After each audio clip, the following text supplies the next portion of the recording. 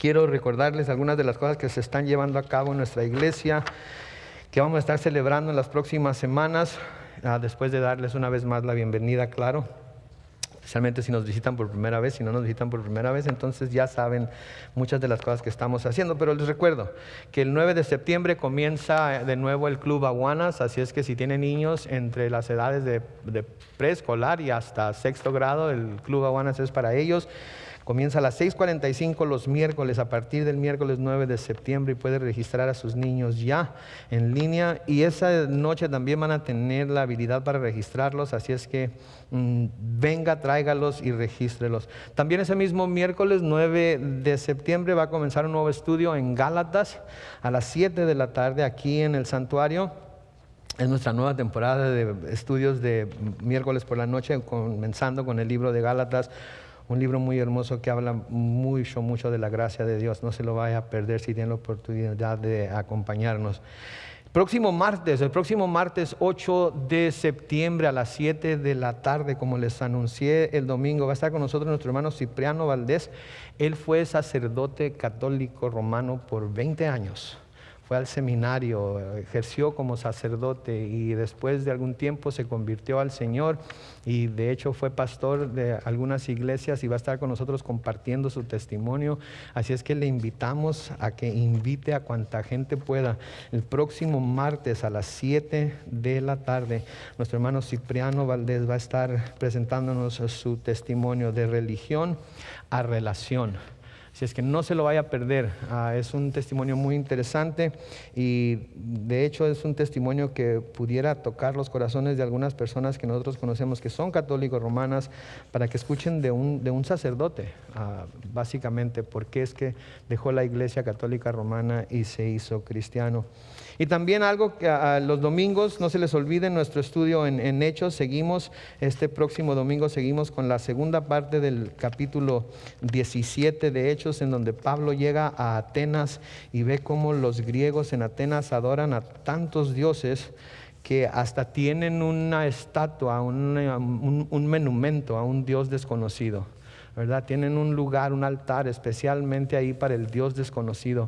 Y Pablo va a aprovechar esa situación para predicarles el evangelio. Así es que no se lo vaya a perder. Luego hay algo nuevo que estamos tratando de comenzar. Tenemos unas hojitas, si usted se fija ahí enfrente en las bancas, y las tenemos allá en Macmillan también, que son unas hojitas que le pedimos a la gente que llene para darle seguimiento a su visita, si nos visita por primera vez, si quiere información acerca de la iglesia. Pero desafortunadamente lo que sucede es que mucha gente no las toma, no las llena o no las entrega. Entonces lo que queremos comenzar es un ministerio de hospitalidad, y lo que este ministerio va a hacer es que va a estar al pendiente de la gente nueva que nos visite, y cuando miren alguna gente nueva que nos visite, las personas que van a estar en este ministerio se van a encargar de ir a preguntarles su nombre, de ir a pedirles información que ellos quieran dar para poder darle seguimiento a su visita, y si necesitaran alguna información podérsela dar también. Y si usted quiere participar en este ministerio de hospitalidad, le voy a pedir que por favor hable con nuestra hermana Gaby. Póngase de pie, hermana, por favor. Nuestra hermana Gaby es la que va a estar dirigiendo este ministerio, así es que si usted quiere participar en ese ministerio, por favor hable con ella. Nos encantaría que participaran matrimonios, ¿verdad? Que fueran el esposo y la esposa y que estuvieran ahí para hacer este ministerio. Pero no se preocupe si es soltero, si es soltera. Los ponemos un soltero con una soltera y a ver qué pasa, ¿verdad? No. No es cierto. Pero no le hace, podemos ministrar todos juntos. Así es que si tiene la oportunidad, tiene esa inquietud, por favor, hable con nuestra hermana Gaby y ella le dirá qué hacer. Ok, son todos los anuncios que tenemos para hoy. Abra su Biblia, por favor, a Génesis 49. Génesis 49.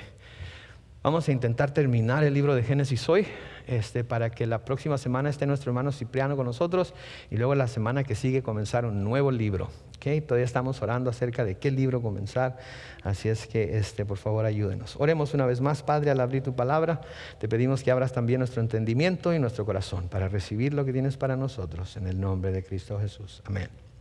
Génesis 49, entonces, la semana pasada comenzamos con el capítulo 49 de Génesis, llegamos hasta el versículo 12 y lo que vimos en esos 12 versículos fueron las profecías que Jacob dijo, que pronunció acerca de sus hijos, de lo que iba a suceder con ellos. Y como manera de repaso quiero recordarles lo que vimos. Por ejemplo, en los versículos 1 al 4 se nos dice que Jacob llamó a sus hijos y les dijo: júntense, que voy a hacerles saber lo que va a sucederles en los días finales. Júntense y escuchen, hijos de Jacob, escuchen a Israel su padre.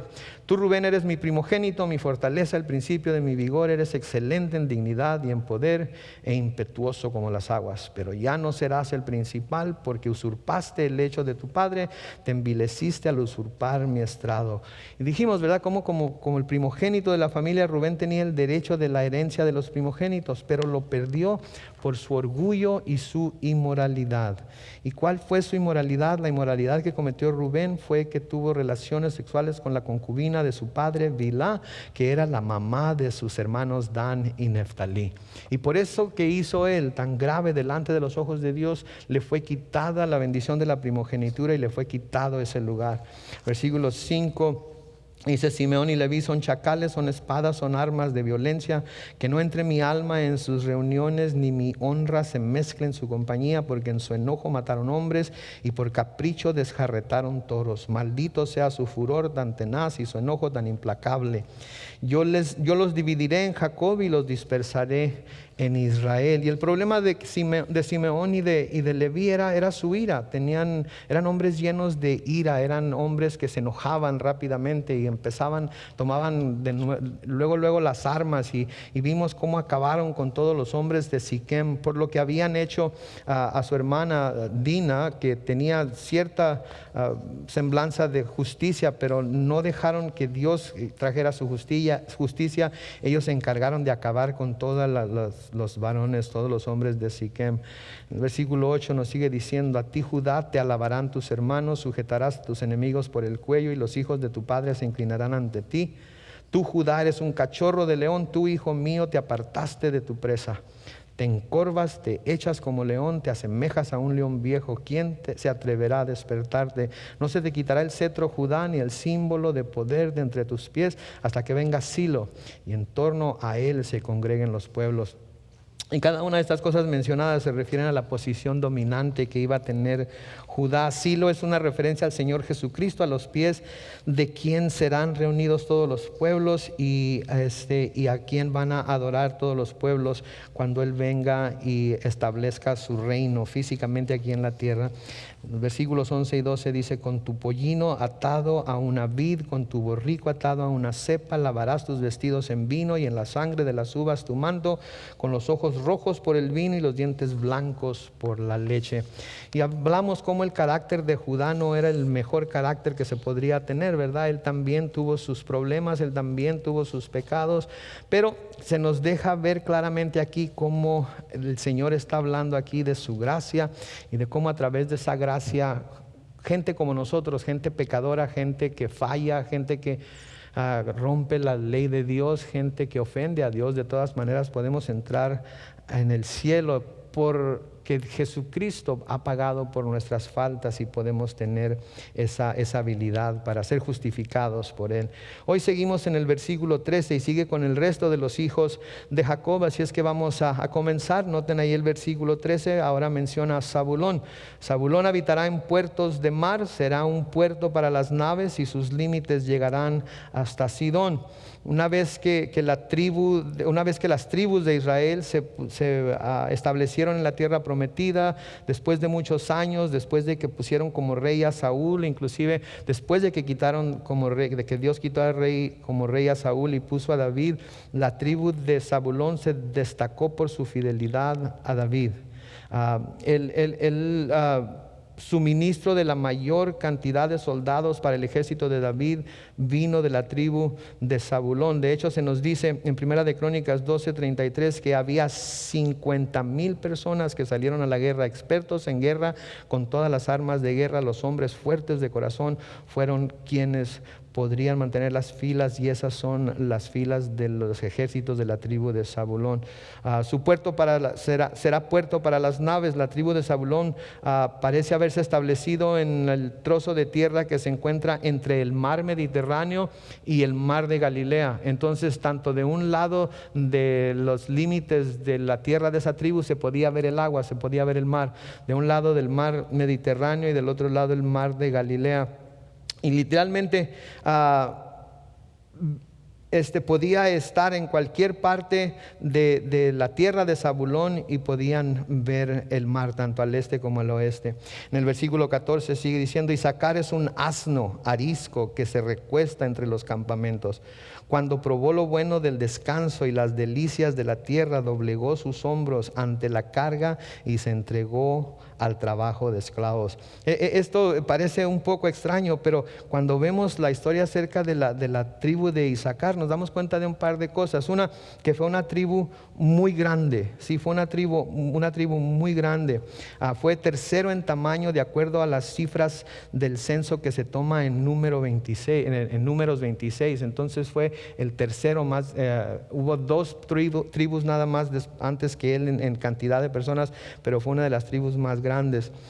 Debido a su tamaño y abundancia, a menudo nos dice la historia que eran objeto de opresión por los ejércitos extranjeros que los pusieron bajo servidumbre, y de este modo se convirtieron en una banda de esclavos. De ahí que se compare con el asno, ¿verdad? Que es fuerte, pero al mismo tiempo es medio flojo, ¿verdad?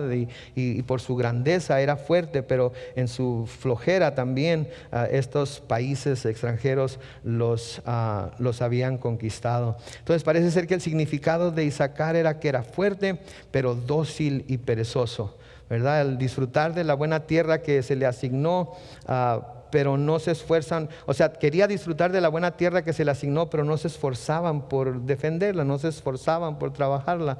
Por lo tanto, a la larga iba a ser presionado a la servidumbre y iba a ser como un cojinete, lo llamaban, un cojinete simple de las cargas de sus amos. Iba a ser el que iba a ser esclavizado por estos pueblos de su alrededor. En el versículo 16 y 17 se nos habla de la tribu de Dan. Dan juzgará a su pueblo como una de las tribus de Israel. De hecho, Dan quiere decir juez.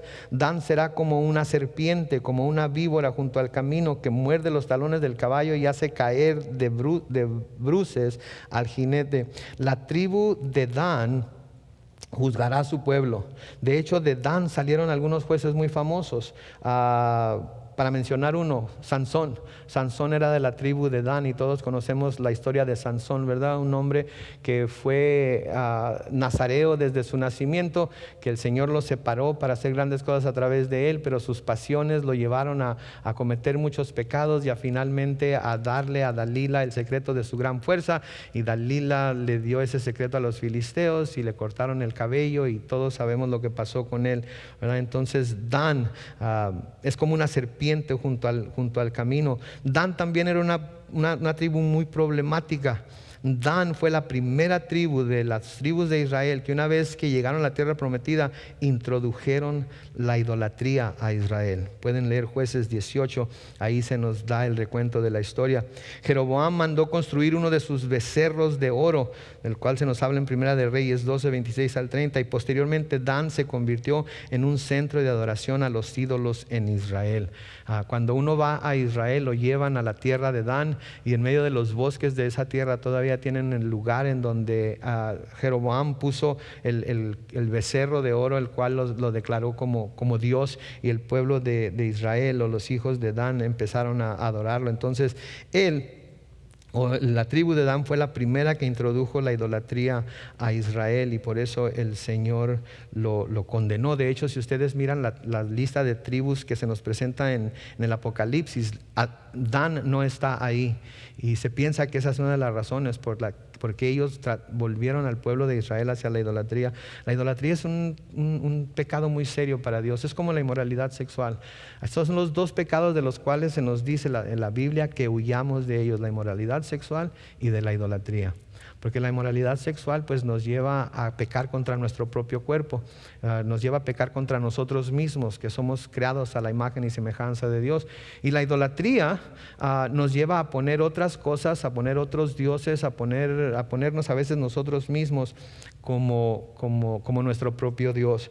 En el versículo 18 pasa algo interesante, porque de repente Jacob aquí, al estar mencionando estas profecías, dice: tu salvación espero, oh Señor. Algo muy curioso, porque la palabra hebrea que se traduce salvación es la palabra Yeshua. Y este punto de la profecía es como que Jacob estaba tan cerca de la muerte que mencionó la salvación de Dios en el nombre de Yeshua. ¿Y quién era Yeshua? Yeshua era Jesús. Entonces era como una visión que Jacob tuvo aquí de quien finalmente iba a venir a hacer la salvación de Israel, y como nosotros sabemos, también la salvación del mundo. El versículo 19 dice: a Gad lo atacarán unos bandoleros, pero él les devolverá el ataque. La tribu de Gad suministró muchos soldados también al ejército de David. En los días de Jeremías, entre otras veces, el ejército de Gad fue oprimido por los extranjeros. Leemos en Jeremías 49. También es digno de notar que la tribu de Gad, si ustedes se acuerdan, cuando llegaron los hijos de Israel al Jordán, la tribu de Gad y media tribu de Manasés decidieron que se iban a quedar del otro lado del Jordán, que no iban a cruzar el Jordán a la tierra prometida, que se iban a quedar ahí. Y porque se quedaron separados del resto de las tribus, esto los hacía más vulnerables a los ataques de los enemigos. Sí, el Jordán era una línea de defensa para los pueblos de Israel, para las tribus de Israel, pero como ellos se quedaron al otro lado del Jordán, esto los hacía más vulnerables a los ataques del enemigo, y es de lo que estaba hablando ahí Jacob.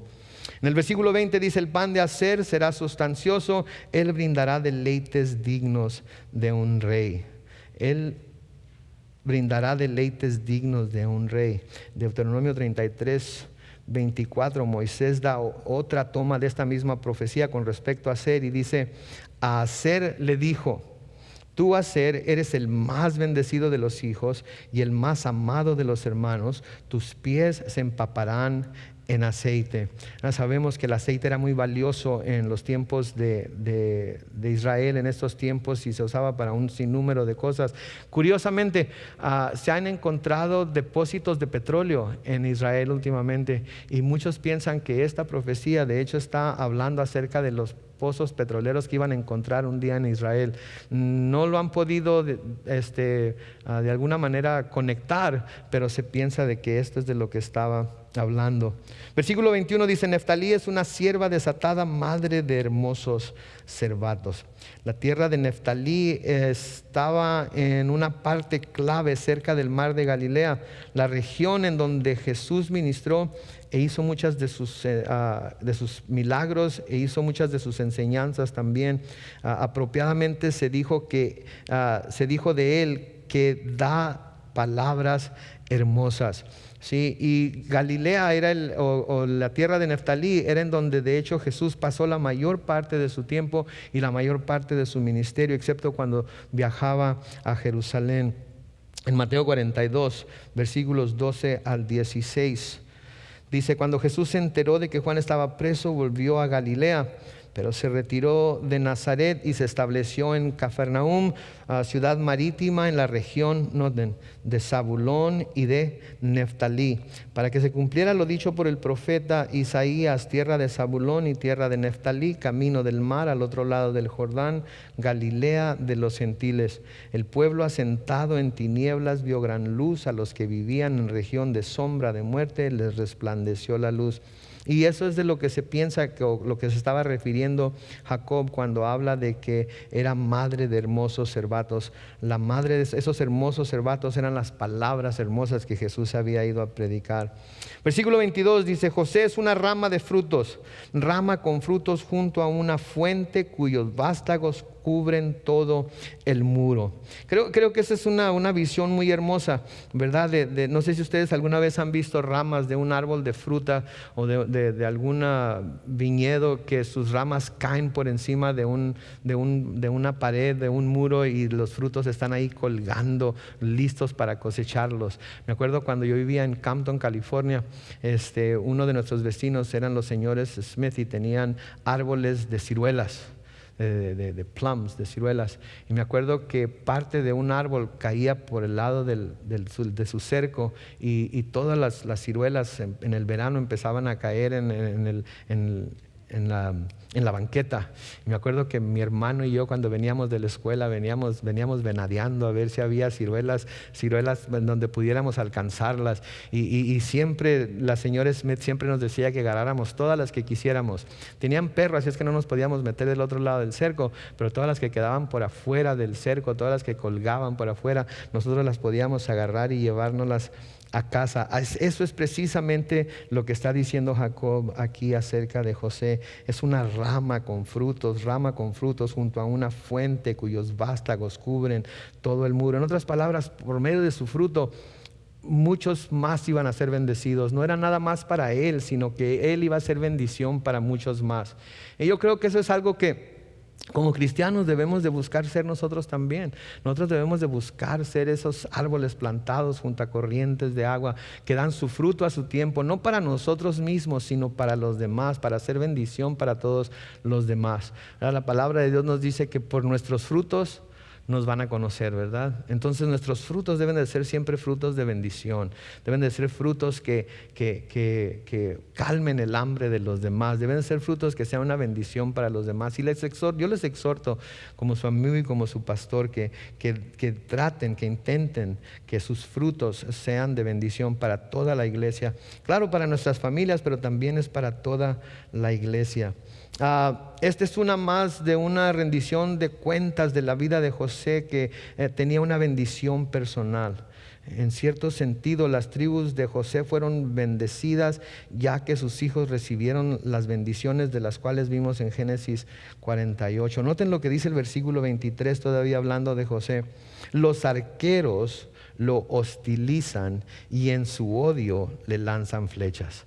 Eso fue lo que sucedió con José, ¿no es cierto? Con sus hermanos. Sus hermanos eran los que aquí mencionan como los arqueros. Dice, lo hostilizan. Estaban mostrando su hostilidad hacia él. Querían acabar con él y en su odio le lanzan flechas. Me viene a mi mente mi nana Lina, que le gustaba mucho coser. Y tenía una bola así de tela en forma de tomate, y ahí tenía clavado un montón de alfileres, ¿sí? Y me imagino que a veces José se ha de haber sentido como ese tomate, ¿verdad? Lleno, clavado con tantos alfileres, que de todos lados le llegaban los piquetes, de todos lados siempre estaba siendo atacado.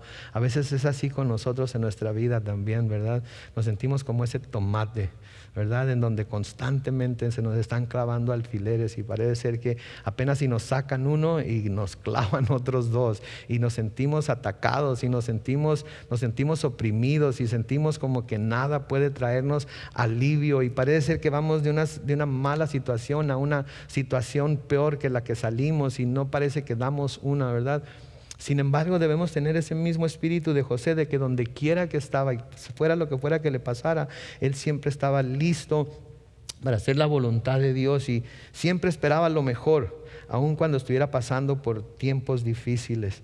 Nota el versículo 24, pero su arco se queda tenso y los brazos se les entumecen ante el poder del fuerte de Jacob, ante el nombre del pastor, la roca de Israel. ¿Y quién es él? Pues es Jesús, obviamente, ¿verdad? Y hablando de Dios, pero hablando de Jesús en el sentido de que él iba a venir, él iba a ser el buen pastor, él iba a ser la roca fuerte, él iba a ser el que iba a salvar a Israel y al mundo. Y aunque José fue tiroteado, aunque José fue odiado, era todavía una rama fructífera. Y esto se debe a que los brazos de sus manos fueron hechos fuertes por las manos del poderoso Dios de Jacob. Pensemos en eso. Pensemos en eso cuando nuestras manos estén caídas. Pensemos en eso cuando nuestras manos se sientan débiles. Pensemos en eso cuando sentimos que ya no podemos más, cuando ya sentimos que las fuerzas nos faltan. Pensemos en que nuestra fortaleza es la roca de Israel, es el Dios de Jacob. Ahora, la idea es que las manos de Dios estaban en las manos de José, dándoles fuerza y habilidad para trabajar como un experto. Y Dios estaba ahí incluso cuando José no lo sabía. Y lo vemos a través de la vida de José, ¿verdad? Los sueños que le dio, la manera en la que Dios anticipadamente le dio a conocer muchas de las cosas que iban a suceder y cómo preparó el camino para todo lo que Dios había planeado y cómo Dios iba a usar todo lo que le sucedió a José para salvarlo a él, para salvar a su familia, pero finalmente para salvar a todo el mundo también. En el versículo 25 dice: ante el Dios de su padre que te ayudará, ante el Dios de tu Padre que te ayudará, ante el Dios omnipotente que te bendecirá con bendiciones de los altos cielos, con bendiciones del abismo profundo, con bendiciones de los pechos y del vientre. Esto se refiere a la abundante descendencia que José iba a tener. Hasta ahorita nada más hemos conocido 2 de sus hijos por nombre, ¿verdad? Manasés y Efraín. Pero conforme vamos leyendo a través de la Biblia, vamos leyendo a través del Antiguo Testamento, vemos que José tuvo muchos hijos, tuvo nietos y tuvo hasta bisnietos y alcanzó a ver a muchos de ellos. José fue bendecido sin duda en su posteridad. Sus tribus fueron algunas de las más pobladas y en este sentido recibió la bendición material de parte de Dios. El aspecto de la doble porción de la herencia del primogénito. Entonces el poder, sí, el cetro le fue dado a Judá, pero la prosperidad y todas las bendiciones materiales le fueron dadas a José. ¿Por qué? Porque siempre estuvo dispuesto a sufrir. Siempre estuvo dispuesto a hacer lo que tuviera que hacer para exaltar el nombre de Dios y sin saberlo fue bendición para sus hermanos y para todo el mundo. Versículo 26 sigue diciendo: fueron más las bendiciones de tu padre que las bendiciones de mis progenitores. Aún lo deseable de los montes eternos bajará sobre la cabeza de José, sobre la frente del príncipe de sus hermanos. Y aquí vemos cómo todo lo que José había soñado, todo lo que Dios le había mostrado se estaba cumpliendo. Por último, en las profecías a los hijos menciona al más joven, Benjamín. Noten cómo lo que habla acerca de Benjamín en el versículo 27. Benjamín es un lobo rapaz que por las mañanas se come la presa y por la tarde reparte los despojos. Qué curioso, ¿no? El más chico de todos, ¿verdad? El que tanto había cuidado, al que no quería mandar a Egipto con sus hermanos por temor a que lo fuera a perder, porque era el hermano de José, era el hermano de José, de la misma madre, obviamente del mismo padre, y no quería que le fuera a pasar nada. Pero noten ahora en su profecía de él, ¿cómo lo llama? Lobo rapaz, que por la mañana se come la presa y por la tarde reparte los despojos. No es una imagen muy buena, ¿verdad? Muy tierna, muy mansa. Bueno, pues la tribu de Benjamín tenía entre las tribus de Israel la reputación de una tribu muy fiera, tenía la reputación de fiereza, ¿sí?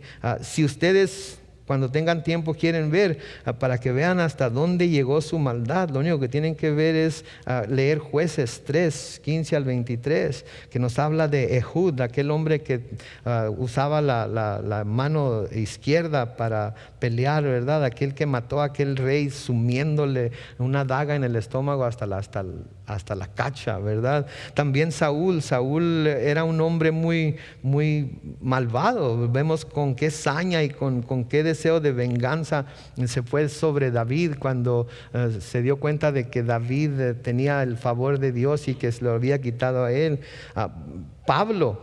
Saulo, antes de ser Pablo, era de la tribu de Benjamín, y vemos también la crueldad con la que él trataba a los cristianos y cómo él era el que estaba deteniendo las ropas de aquellos que estaban apedreando a Esteban. Entonces tenemos gente muy famosa en la tribu de Benjamín, pero también gente muy malvada en la tribu de Benjamín.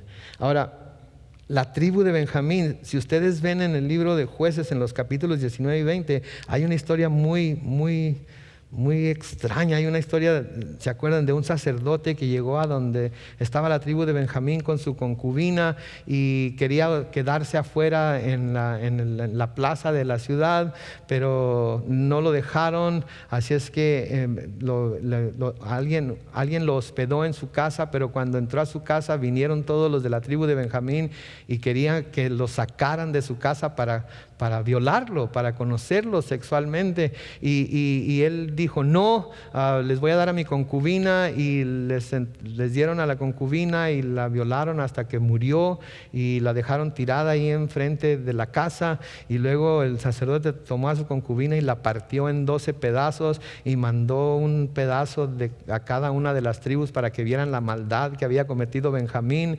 Y luego todas las tribus de Israel vinieron en contra de Benjamín y casi se acaban todos los hombres de Benjamín.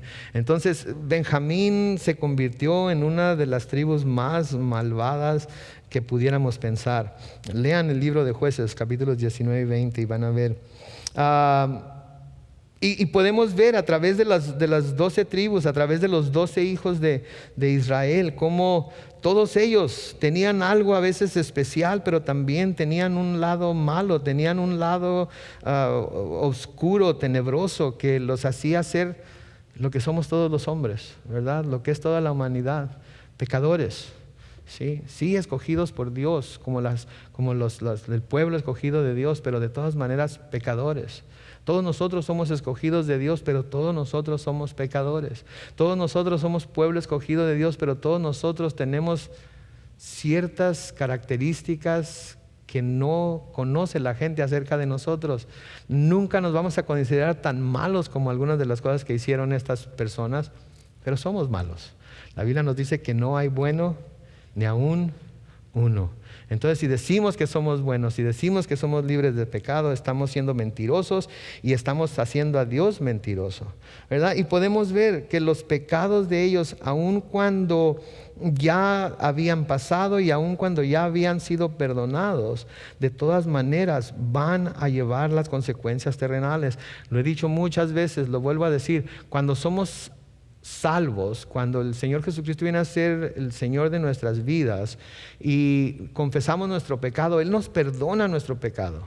Él no nos va a hacer sufrir la condenación eterna por nuestro pecado, pero las consecuencias terrenales las vamos a sufrir de una manera o de otra, al menos que Él intervenga para que no lo suframos, ¿verdad? Si yo mato a alguien y la familia de la persona a la que maté viene y dice, no queremos que lo enjuicien, no queremos que lo metan a la cárcel, nosotros le perdonamos. La ley no va a permitir eso. Hay crímenes que se persiguen, la ley los persigue, se llaman crímenes de oficio, que no importa que no haya alguien que acuse, no importa que no haya una parte acusadora, esos crímenes siempre se van a castigar. Entonces, si yo mato a alguien y ellos me quieren perdonar, aunque ellos me perdonen a mí, la ley no me va a perdonar. La ley no me va a perdonar. Y si yo le digo al Señor, Señor, yo sé que lo maté, pero por favor no me dejes que me metan a la cárcel, ¿saben qué? El Señor no va a hacer eso. El Señor no va a hacer eso, no va a salvarme de mi propia imprudencia y no me va a salvar de pagar las consecuencias terrenales por mi pecado. Voy a tener que pagarlas. Y eso es lo que vemos aquí, porque Dios no va a ser burlado. Dios no va a ser burlado. Dios es un juez perfecto. De nuevo, aunque no vamos a sufrir las consecuencias eternas de nuestro pecado, las consecuencias terrenales por las cosas que hacemos, vamos a tener que sufrirlas de una manera o de otra. Y todos lo sabemos, ¿sí? Porque ha habido cosas que hemos hecho que no han tenido consecuencias eternas, pero han tenido consecuencias aquí en la tierra y hemos tenido que pagarlo. Así es que debemos de tener mucho cuidado. Versículo 28 sigue diciendo, estas son las 12 tribus de Israel y esto es lo que su padre les dijo al bendecirlos. A cada tribu dio su bendición. Luego les dio esta orden, yo estoy por reunirme con mi pueblo, sepúltenme con mis padres en la cueva que está en el campo de Efrón el hitita. Es la cueva que está en el campo de Macpela, frente a Mamre en la tierra de Canaán. Abraham la compró junto con el campo mismo de Efrón el hitita para para sepultura hereditaria. Ahí sepultaron a Abraham y a Sara su mujer, ahí sepultaron a Isaac y a Rebeca su mujer, ahí también sepulté yo a Lea. Y noten cómo quiso ser sepultado con Lea. ¿Se acuerdan? Lea era la mujer con la que no quería casarse. Él quería casarse con Raquel. Raquel murió, la enterró en Ramá, cerca de Belén, y ahora que él va a morir, no quiere que lo lleven a enterrar con Raquel, sino quiere que lo lleven a enterrar con Lea. Se fijan, curiosa la cosa, ¿verdad? Está medio curiosa la cosa, pero él quería ser enterrado ahí con Lea. Versículo 32 sigue diciendo: el campo y la cueva que está en él eran de los hititas, pero fue comprada por ellos.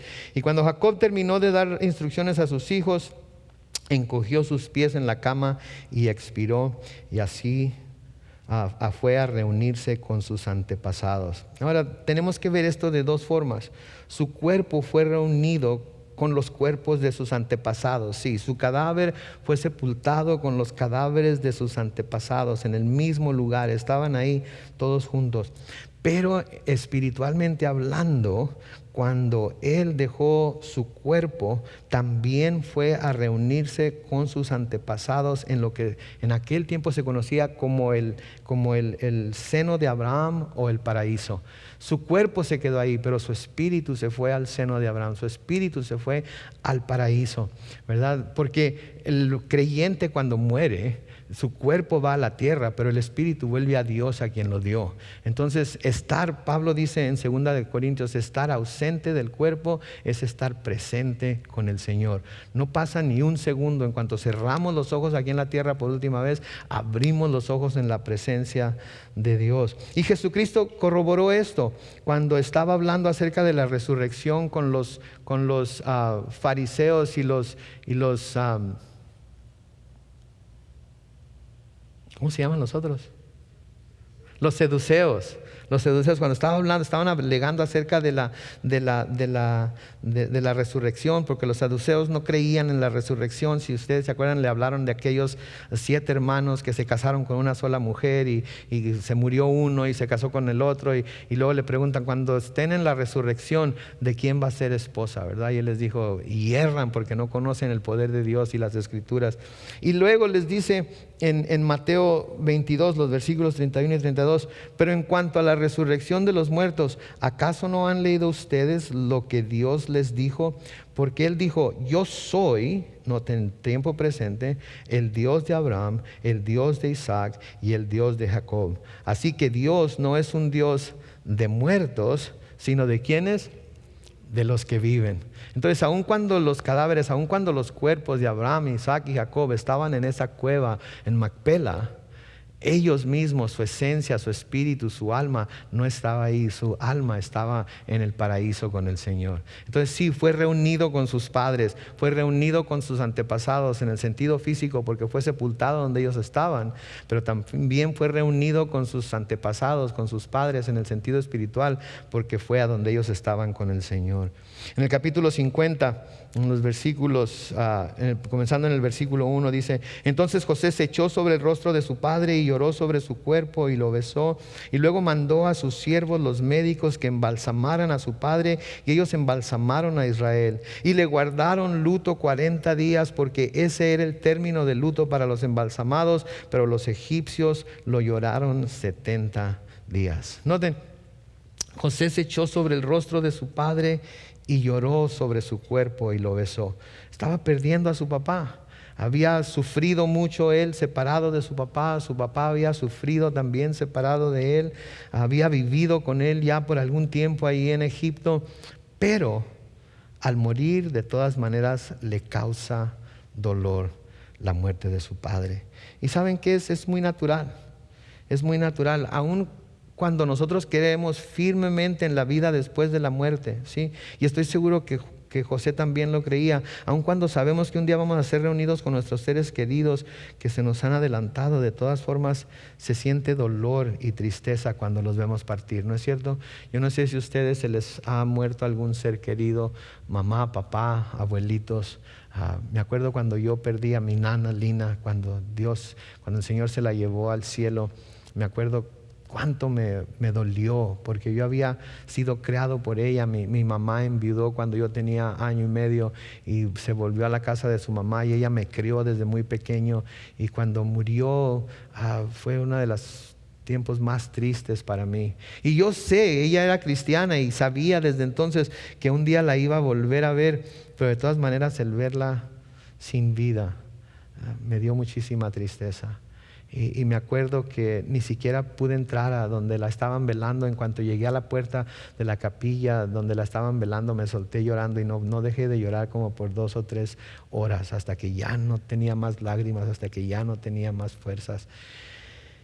Y me sentí como que descansé, ¿verdad? Y la muerte no era algo por lo que los seres humanos tenían que pasar. La muerte es el producto del pecado del hombre. Sí, por eso duele tanto, por eso se siente como que es algo extraño. Jesucristo mismo, si vemos en Juan capítulo 11, se nos dice en el versículo más corto de la Biblia, que dice: Jesús lloró. ¿Cuándo? Cuando fue a visitar a Lázaro. A Lázaro, ¿sí? ¿Por qué lloró? Pónganse a pensar, ¿por qué lloró? Lo iba a resucitar en unos momentos más, ¿no es cierto? Pero lloró. ¿Por qué? Porque estaba viendo a toda la gente que estaba alrededor de la tumba, que se estaba doliendo por la muerte de Lázaro.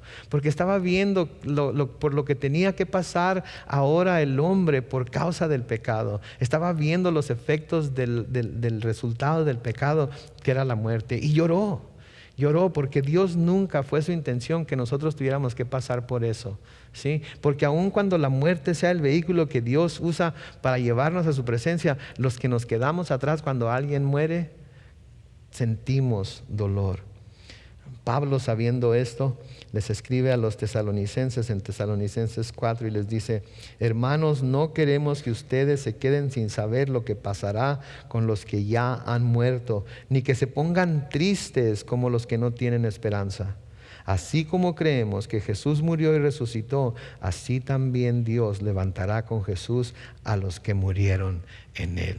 Entonces Él no quiere que nosotros suframos con los que no tienen esperanza. Sí, que va a haber sufrimiento, va a haber duelo, va a haber dolor, pero no quiere que suframos como los que no tienen esperanza. Nosotros sabemos que vamos a estar en la presencia del Señor y sabemos que un día también vamos a resucitar como Él. Y va a llegar el día en que va a dejar de existir la muerte. Apocalipsis 21:4 nos dice muy claro que cuando estemos en el cielo, Dios enjugará las lágrimas de nuestros ojos y ya no habrá muerte, ni más llanto, ni lamento, ni dolor, porque las primeras cosas habrán dejado de existir.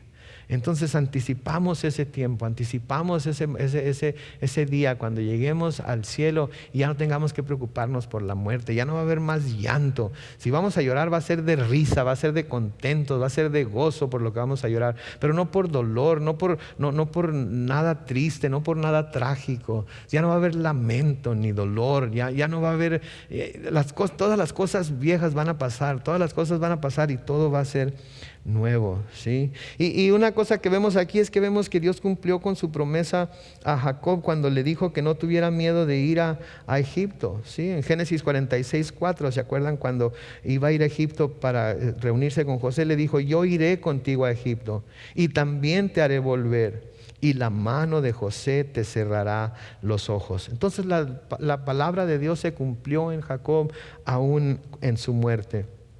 Versículo 4 sigue diciendo: al término de los días de su luto, José habló con los de la casa de Faraón y les dijo: si soy digno de pedirles un favor, les ruego que hablen con el Faraón en mi favor. Díganle de mi parte: mi padre me hizo hacerle este juramento. Como ves, ya estoy por morirme. Quiero que me sepultes en el sepulcro que cavé para mí en la tierra de Canaán. Así que permíteme ir a sepultar a mi padre y luego volveré.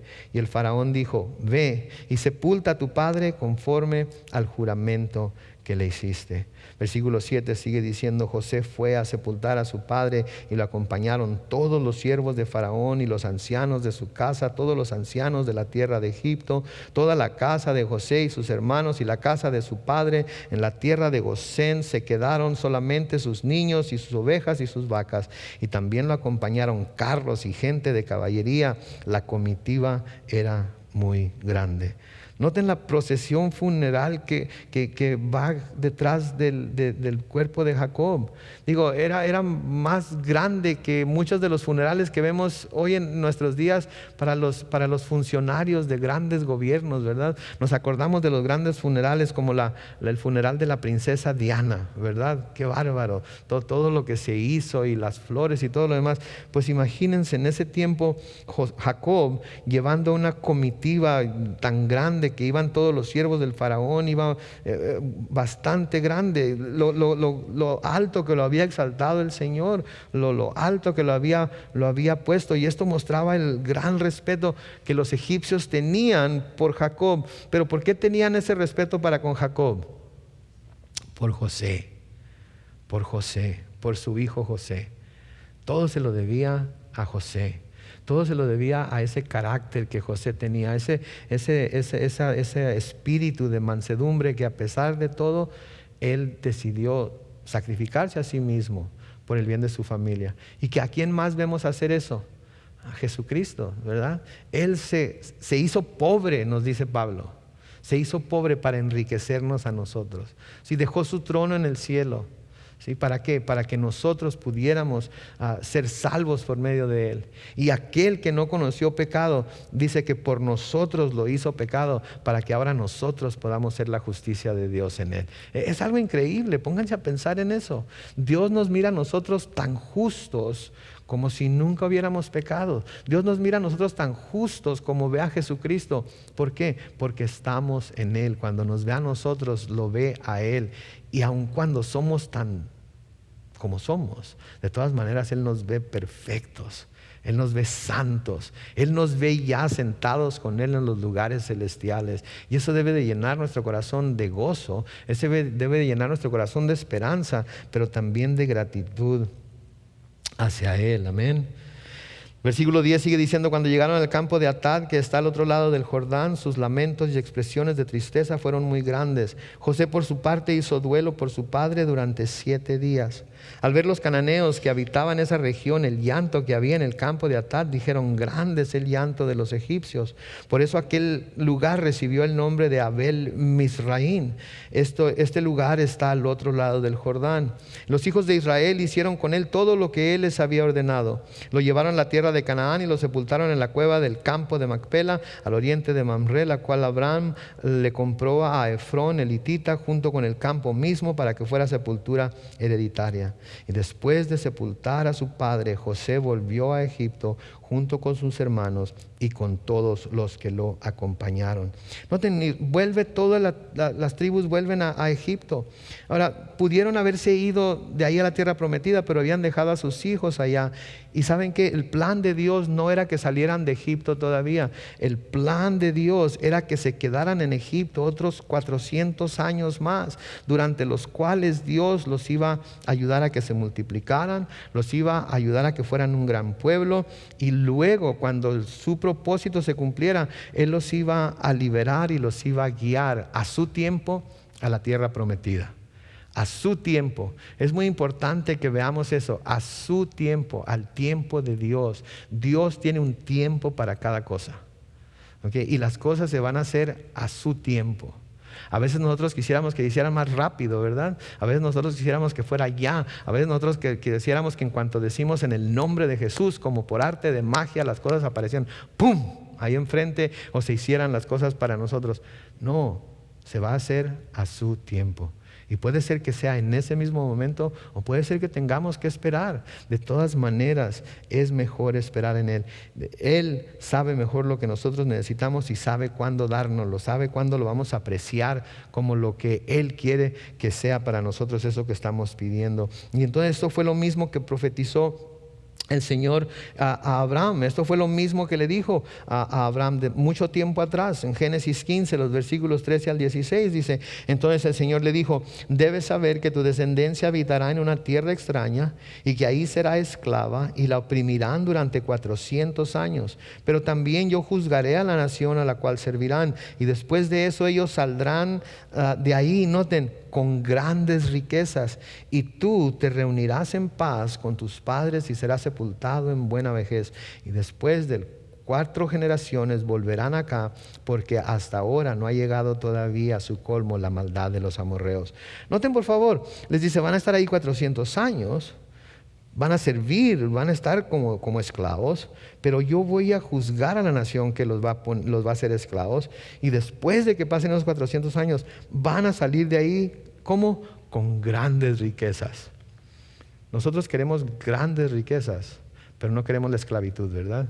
La riqueza, cuando decimos grandes riquezas, decimos amén. Pero cuando mencionamos la esclavitud, la servidumbre, como que no estamos tan convencidos, ¿verdad? Como que eso no nos gusta tanto. A veces tenemos que servir. De hecho, debemos servir.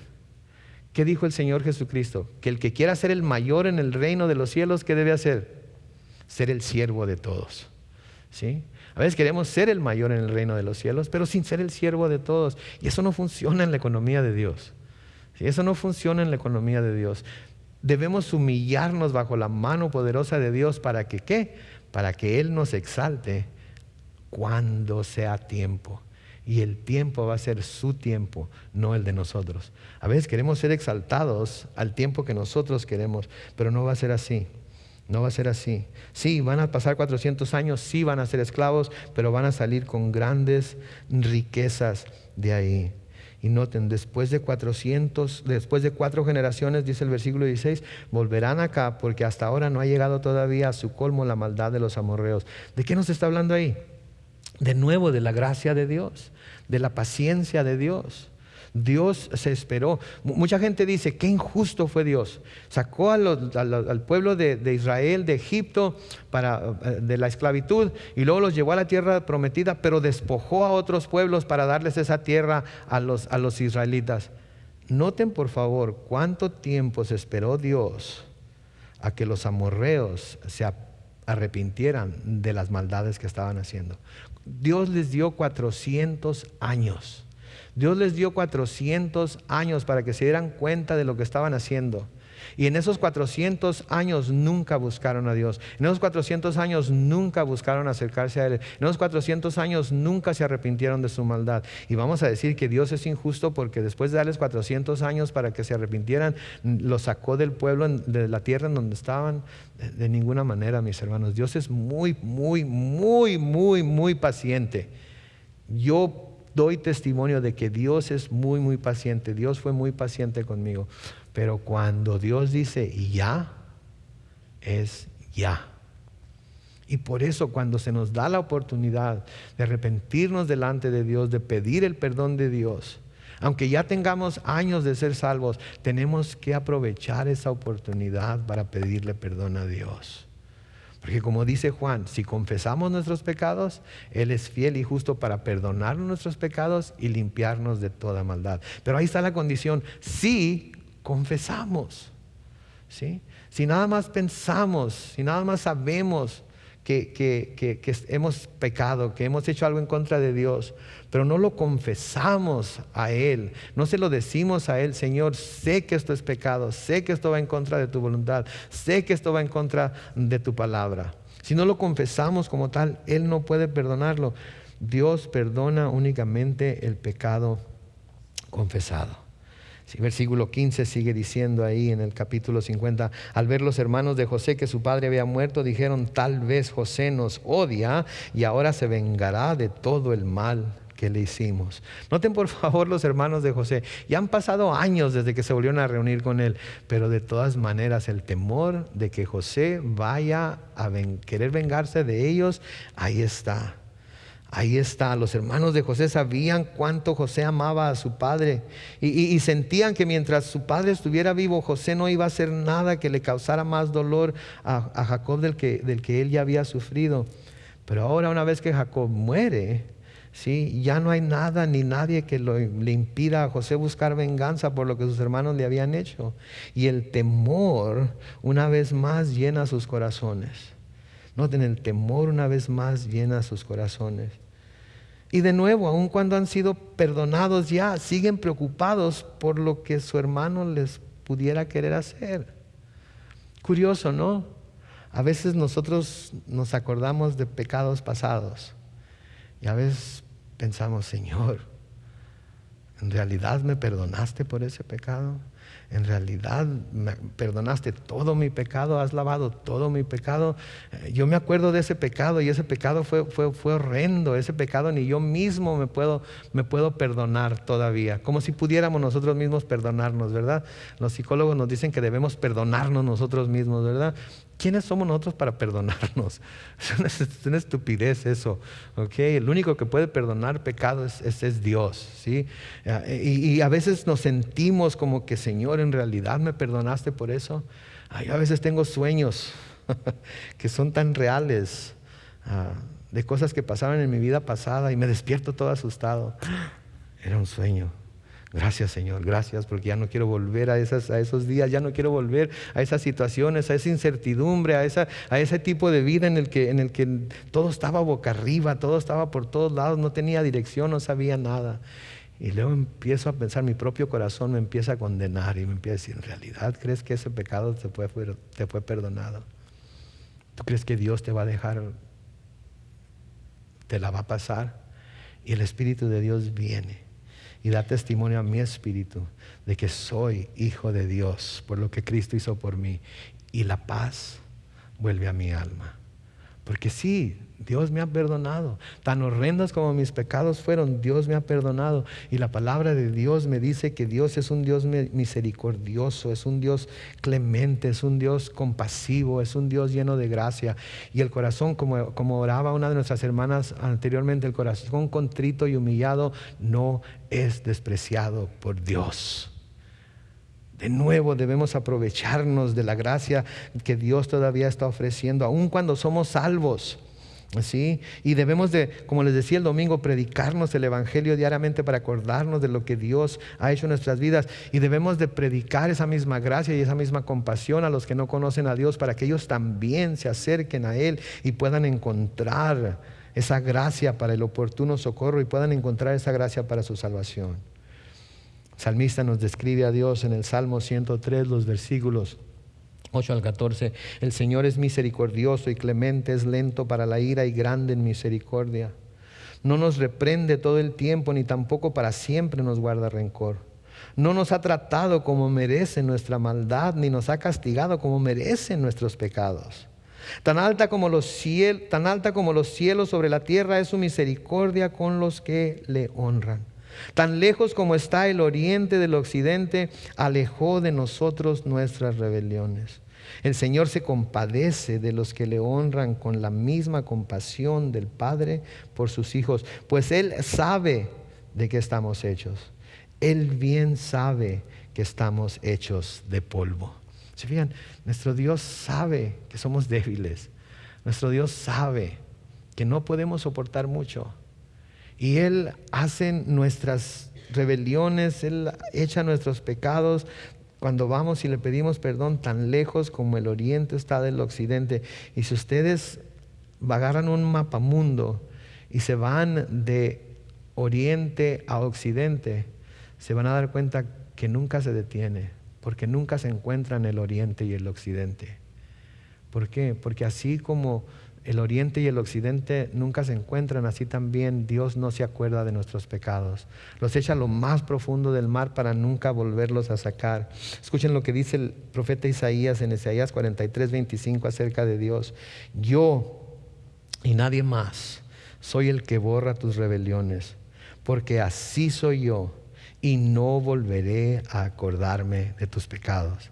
Saben que nosotros nos acordamos de nuestros pecados, nuestro corazón nos hace sentir culpabilidad por nuestros pecados. Satanás a través de otras personas a veces nos hace sentir culpabilidad por nuestros pecados, pero nunca piensen que cuando sienten culpa por el pecado viene de parte de Dios, porque Dios no se acuerda de nuestros pecados una vez que los confesamos y Él nos lo perdona. Nos lo perdona y los olvida. Y aunque nuestro corazón nos condene, Dios es más grande que nuestro corazón. y debemos confiar en Él. Versículo 16 dice: entonces mandaron a decirle: José, antes de que tu padre muriera, nos pidió que te dijéramos de su parte: te ruego que perdones la maldad del pecado de tus hermanos, pues te trataron muy mal. Por lo tanto, te rogamos que perdones ahora la maldad de estos siervos del Dios de tu padre. Y mientras ellos hablaban, José comenzó a llorar. Además, sus hermanos fueron y se arrodillaron delante de él y le dijeron: aquí nos tienes, somos tus siervos. Pero José les respondió, escuchen esto: no tengan miedo, ¿acaso estoy en lugar de Dios? Noten por favor la humildad de José aquí. Noten por favor la humildad de José aquí. Lloró José porque se estaban ellos sintiendo tan culpables. Lloró José de pensar que ellos pensaban que él les iba a hacer algo ahora que su padre estaba muerto. Lloró porque para él sus pecados, lo mal que le habían hecho, él ya lo había hecho a un lado, ya lo había olvidado. Y les dice: ¿acaso estoy yo en lugar de Dios? Ahora, he oído a personas que interpretan este versículo a su conveniencia y dicen algo como: ¿ya ves? Yo no soy Dios, así es que yo no soy el que tiene que perdonar. Que les perdone Dios, ¿verdad? Como aquella canción, ¿se acuerdan? Levántate, no pidas más perdón. ¿Se acuerdan? ¿No se acuerdan de esa canción? Sí se acuerdan, estoy seguro que sí se acuerdan, ¿verdad? Yo no te voy a perdonar, que te perdone Dios. Sí, eso es lo que mucha gente dice. Sí, yo no te voy a perdonar, a Dios pídele perdón. No es de lo que está hablando aquí, ¿sí? Lo que él está diciendo aquí es: yo no soy Dios para juzgarlos. Yo no soy Dios para condenarlos por lo que hicieron conmigo. Yo no soy Dios para negarles el perdón. El único que puede negarles su perdón es Dios, si Él quiere negárselos. Yo no puedo juzgarlos ni puedo condenarlos por ello. El único que puede juzgar y que puede condenar es Dios. Yo no puedo hacerlo, ¿sí? Lo que José está diciendo aquí es que él no es Dios para tratar de buscar la venganza para con ellos. Él se los va a dejar a Dios. Él en su corazón les ha perdonado. Si Dios quiere hacerles algo por lo que ellos hicieron, va a ser decisión de Dios. Y ese debe ser nuestro corazón también cuando alguien nos ofende, cuando alguien nos hace algo. Nosotros debemos de perdonar de la misma manera en la que Dios nos ha perdonado a nosotros. Si Dios quiere lidiar con ellos después, que Dios lidie con ellos como Él desee. Pero nuestro deber es perdonar. Y noten, él reconoció que lo que ellos habían hecho lo hicieron con malas intenciones, pero Dios lo usó para cumplir soberanamente con sus propósitos para bien. Y no necesariamente para el bien de él, de José, sino para el bien de toda la familia, incluyendo sus hermanos, que fueron los que hicieron aquella maldad, y finalmente el bien de todos los que un día llegarían a acercarse a él por medio del Mesías, que sería descendiente de Israel a través de su hijo Judá. Se fijan, muchas veces leemos ese pasaje en Romanos 8, ¿verdad? En donde dice que todas las cosas ayudan a bien para aquellos que aman a Dios y son conforme a su propósito, ¿verdad? Y lo primero que viene a nuestra imagen es: no te preocupes, no le hace que te esté pasando esto malo, porque a través de esto malo va a venir algo bueno para ti, ¿verdad? Eso es como lo vemos, ¿no es cierto? No te preocupes, perdiste tu trabajo, es que Dios tiene uno mejor para ti. Pero eso no es lo que quiere decir en realidad cuando lo vemos en contexto. Lo que quiere decir en contexto en realidad es que sí, esto malo te está pasando a ti, pero Dios lo va a usar para cumplir con su soberana voluntad, a pesar de que tú tienes que sufrir y tienes que pasar a través de ello. Esto es lo que pasó con José, ¿sí? Las cosas sirvieron a bien, pero no para José. Pónganse a pensar, por favor. La cárcel, ¿ok? Vendido como esclavo, ¿ok? Separado de su familia, sufrimiento tras sufrimiento tras sufrimiento. Y sí, logró prosperar, sí, pero le costó mucho sufrimiento. Y el bien del cual Dios estaba hablando, o del bien que Dios hizo por José, no era su prosperidad. Fue el hecho de que él y toda su familia y finalmente todo el mundo, por medio de lo que él proporcionó para su familia, y en este caso en particular Judá, todo el mundo fue beneficiado porque de Judá vino el Mesías, ¿sí? Entonces, no se trataba de algo bueno para él, o no necesariamente para él, sino para toda la familia, incluyendo a sus hermanos, y finalmente para el bien de todos los que llegarían a acercarse a Dios por medio de Jesucristo, el Mesías, que sería descendiente de Israel a través de Judá. De nuevo, noten el versículo 20 ahí. Ustedes pensaron hacerme mal, pero Dios cambió todo para bien, para hacer lo que hoy vemos, que es darle vida a mucha gente. Noten, va mucho más allá de él mismo. Va mucho más allá de él mismo, va mucho más allá de los hermanos. A millones de personas les dio vida el Señor a través de lo que sufrió José. Y a millones indecibles les ha dado vida a través del león de la tribu de Judá. Y fue por lo que José hizo.